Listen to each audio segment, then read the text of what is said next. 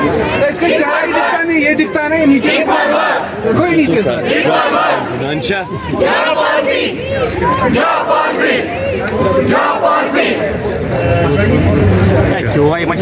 कौन हो और कौन साहिबान हो, क्यों प्रोटेस्ट कर रहे हो? मेरा नाम राहत तबस्सुम मीर है। मैं डिस्ट्रिक्ट रामबन से यहाँ पे आई हुई हूँ अपने लिए यहाँ पर।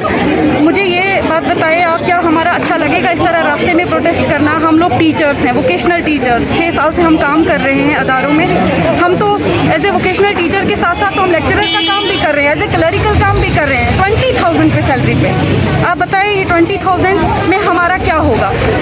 हमें बस गवर्नर सर से यही रिक्वेस्ट है कि वो हमारी सैलरी जो है हाइक करें, जॉब पॉलिसी फ्रेम करें, उनसे यही रिक्वेस्ट है हमारी। टोटल कितने? 1100 वोकेशनल टीचर्स हैं हम लोग।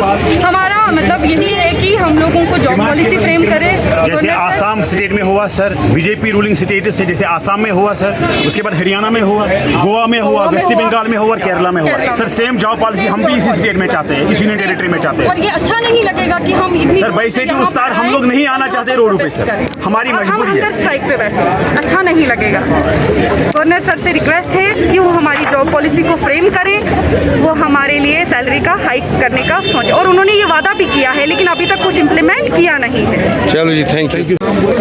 थोड़ा जोर से। हम वोकेशनल ट्रेनर्स हैं जो कि जम्मू एंड कश्मीर में 2016 से ऑनवर्ड्स काम कर रहे हैं। अपना नाम बताइए। मेरा नाम जिलानी है। सबसे पहले मैं क्लियर करना चाहता हूँ, हम आसमान से नहीं टपके हैं। हमारा रिटन एग्जाम हुआ है, हमारा इंटरव्यू हुआ है, उसके बाद हमारी प्लेसमेंट हुई है गवर्नमेंट के स्कूल्स में। काम सारा गवर्नमेंट का है, बच्चे भी गवर्नमेंट के हैं, लेकिन गवर्नमेंट ने अनफॉर्चुनेटली हमें कंपनीज के अंडर रखा है।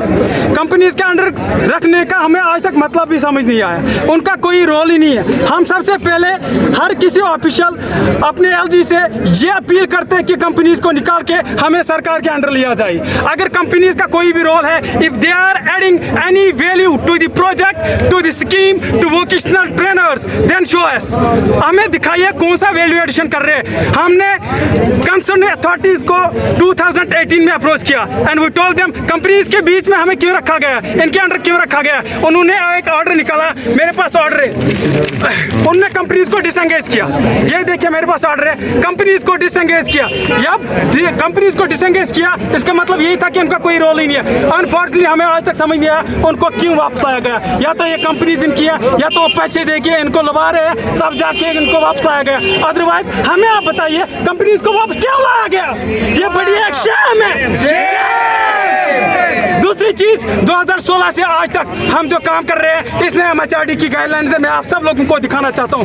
MHRD गाइडलाइंस के हिसाब से यहाँ पे लिखा है एनुअल अप्रेजल। इसमें लिखा गया है हर साल जो वोकेशनल ट्रेनर्स है इनकी परफॉर्मेंस चेक की जाए। हमारी परफॉर्मेंस हर साल चेक की जाती है, उसके लिए एक रिपोर्ट निकलता है प्रिंसिपल ऑफिस से, वो रिपोर्ट हम सबमिट करते हैं। उस रिपोर्ट के अनुसार हमारी इंक्रीमेंट होनी चाहिए ईयरली बेसिस। आज तक हमने 6 साल कंटिन्यू अपनी रिपोर्ट सबमिट की है, एक बार भी इंक्रीमेंट नहीं हुआ है।